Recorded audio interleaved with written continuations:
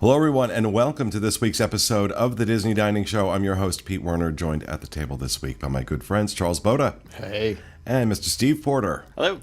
And last week we did best quick service meals on a budget. This week we're going to follow that up with best table service meals on a budget. And some of these are not going to come as a surprise, but a couple of them might. Now, while not technically a table service restaurant, we did go ahead and include a couple of buffets on this because they are really, really good deals in our opinion. As a matter of fact, 3 of the 5 that we have on this list are all-you-can-eat buffets. Part of what makes them a good deal, that you can go ahead and gorge to your heart's content. First one on the list is mine. I say it all the time. You are crazy if you don't do Trails End over at Fort Wilderness. If you are at the Magic Kingdom, it is a quick boat ride right across Seven Seas Lagoon over to Fort Wilderness, and it's a very short walk from the boat dock to Trails End. This is $30 for adults, $17 for children, so it's definitely on the lower end of prices.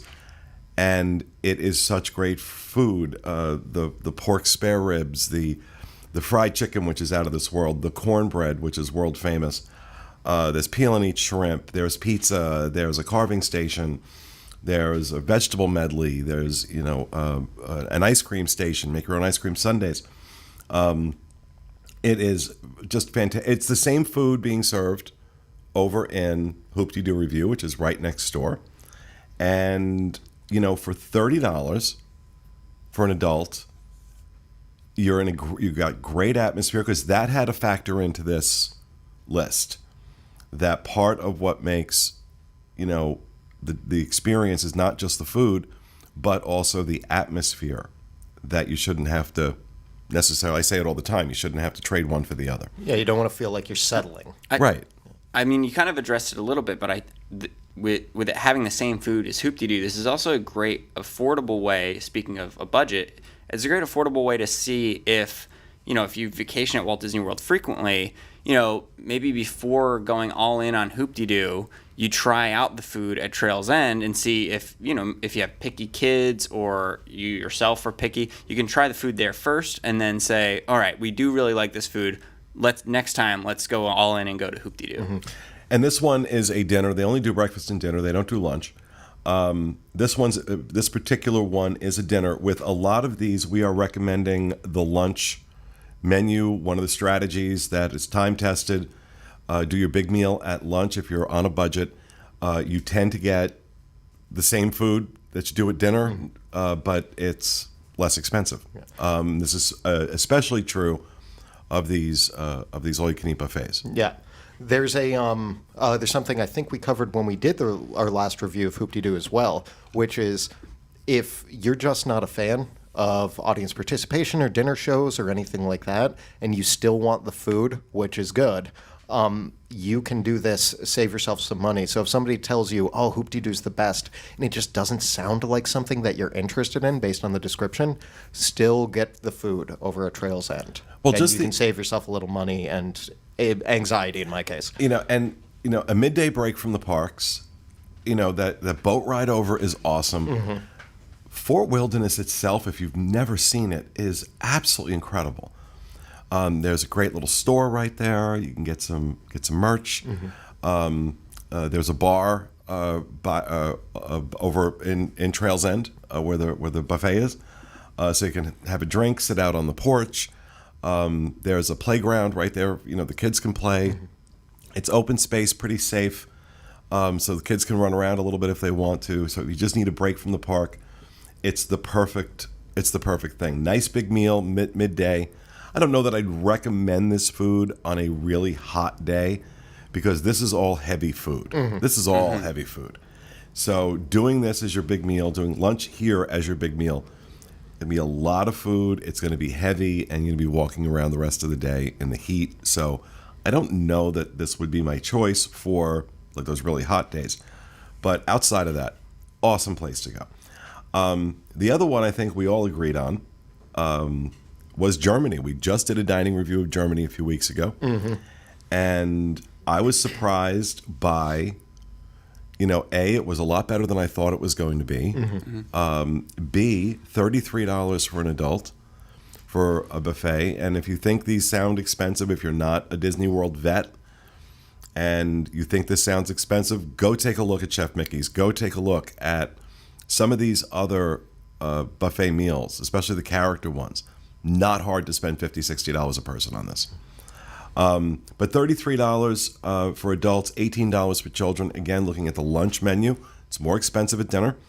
Had a great assortment of food. Charles, this is one of your favorite places. You love this restaurant. Yeah, I do. One of the reasons is price per value. For lunch specifically, this is a great choice. It's all you can eat, so you're taking care of meals for hours if you do this right. The food selection is good. There are a decent number of options, but the main thing, we're talking about not shortchanging yourself on experiences because you're on a budget. And if you have to choose table service based on a budget, then you want something that's fun to be in. Of course you want food quality and you want bulk, but you also want something that is fun to eat in. And that's one of my favorite parts about Germany, is that it's that simulated nighttime in a little German village. And I won't go into all the reasons because we just recently covered them, why this is great, but it's a fun experience. It's cool, and it's unique. You're not going to get this at any other table service or quick service thing to this level. And so you're not shortchanging yourself on the theming, and you're not shortchanging yourself on the quality too much, but you do get that bulk food to keep food in the bellies as you go around the park and everything like that. So, yeah. All right. So Steve had a great suggestion for this list that I never would have thought of. But Steve, you suggested the California Grill Lounge. Yes. So if we're talking about a budget, not many can have it in their budget to go to California Grill because it is an expensive restaurant. But that I don't want people to then think that they can't experience it, because we always talk high praise, and there's probably some out there that are a little bummed, like, well, glad that you guys get to go, but that's not really in my family's budget. But I think that that's not necessarily true if you do this. You can go up to the California Grill Lounge and order a couple appetizers and eat it tapas style. And you don't need a reservation. You just go up to the host on the second floor of, like, the main floor of the Contemporary, and if there's space, they'll let you right up. You can see the fireworks just like everyone else. You have the same view as everyone else, so you're getting that experience. You're just not having to pay, the exorbitant not that it's exorbitant, but the high price that the actual meal is. And look, we're still talking this, even doing appetizers and drinks is still going to be a pricey night for most people. But it's a lot more, not unusual, not difficult at all to go $100 a person for dinner at the California Grill. Just not. Especially if you're having some wine, if you're having a cocktail, very easy to get there. So this is, an alternative. This is a way of, instead of spending $100 per person, you're maybe spending $50 or $60. Yeah, right. Because you're going to figure the appetizers are going to run in the range of, $18 to $25, $30. You're going to be spending. I don't know. I don't drink. So what's a mixed drink? $15 to $18, depending on what it is. I don't know. Right. So, but you have that incredible view up on the top of the Contemporary. And as Steve mentioned, you get to watch the fireworks. Now, if you're doing this earlier in the evening, because they only serve dinner, if you're doing this earlier in the evening, your receipt later on that night will get you back up to the restaurant to watch the fireworks. They have catwalks outside the restaurant that you can walk out onto, and that's where a lot of people go. So right around fireworks time, you see all these people hanging out in the restaurant. They're all doing that. They'd eaten earlier and were coming back with their receipt to go up and watch the fireworks. So great way to have the California Grill experience. And it was a great idea, Steve, because I never thought of that. Yeah, it gives you the ability to, once again, if you want to bulk load at lunch when it's cheapest and, like, get most of the food in, I know that, I don't know because I'm not in that position, but I've seen parents before talk about when they take their vacation, they try and get a little couples time away from the kids, steal an hour here or there. If you want just a little slice of that, like, hey, this is our romantic experience for the trip, get the kids fed at lunch heavy, give them something cheaper for dinner, and then you sneak out and catch a special fireworks thing just doing the tapas. It's not about eating, it's about the experience. Right, and keep in mind too that that's a good point that a dinner at California Grill, you're going to invest 2.5 hours in this. Mm-hmm. This is not, you're not being rushed through this meal by any stretch of the imagination. And whereas maybe you don't have that kind of time. Yeah. Mm-hmm. But you still want the experience. So, an hour and a half maybe of hanging out in the lounge or relaxing. So this is a great idea, Steve. The other one that I'm surprised I'm allowing this on the list, but I ate there recently when I was over the Contemporary for a function, and I was really impressed with how good the entire experience was and how reasonable the prices on the menu were. This was also at lunch, the Wave at the Contemporary. Now, there was a time when the Wave first opened, it was really good, and it was like all the rage, and everybody was talking about it. And then it wandered into the wilderness and grew a really long beard and didn't take care of itself and smelled bad.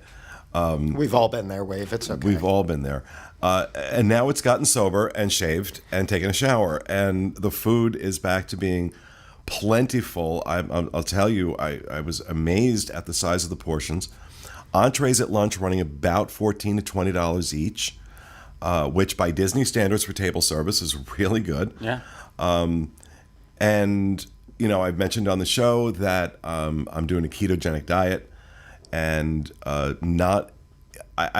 haven't had problems with any restaurants on property adjusting whatever I've asked for. But the Wave is one of the restaurants where this server really took it upon herself to okay, you know what? We can do this, and we can do this, and we can do this, and what about this?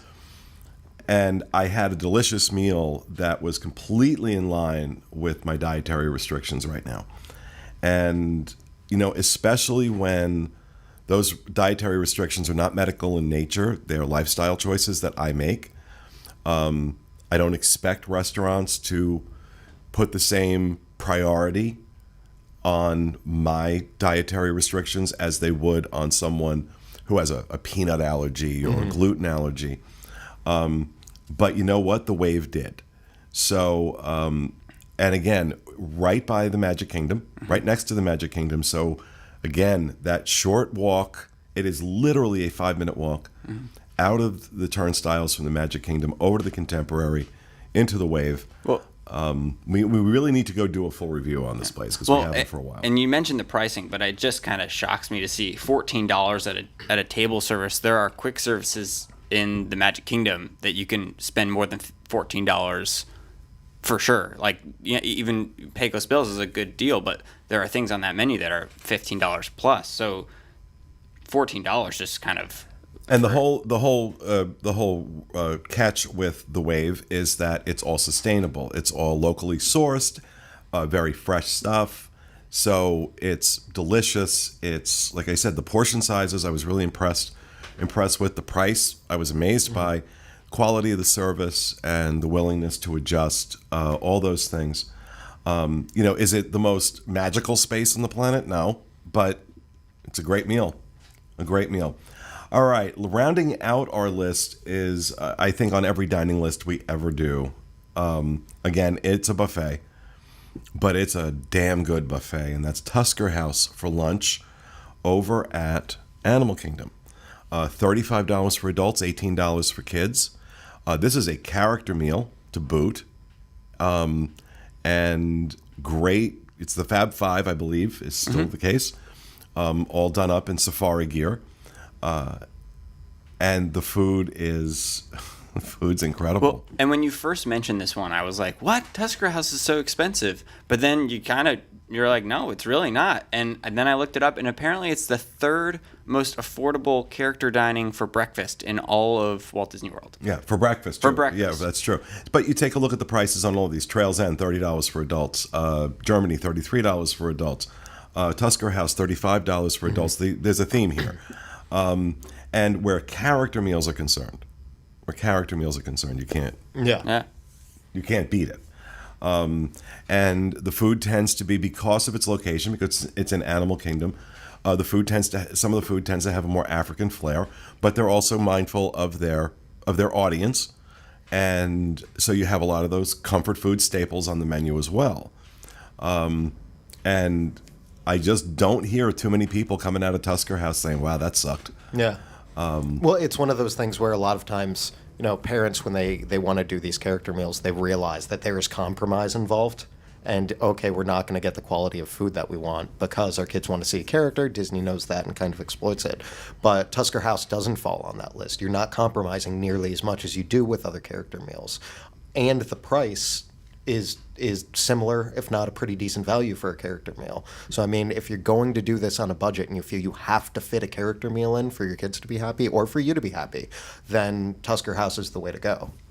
Agreed. All right, so there's our list of best table service restaurants at Walt Disney World on a budget. Trails End over at Fort Wilderness, Biergarten in the German Pavilion at Epcot's World Showcase, California Grill Lounge at the top of the Contemporary, as well as the Wave down on the first floor of Disney's Contemporary Resort, and Tusker House in Animal Kingdom. And that will do it for our show for this week. We hope you enjoyed it, and we'll see you again next week with another episode of the Disney Dining Show. Have a great week, everyone.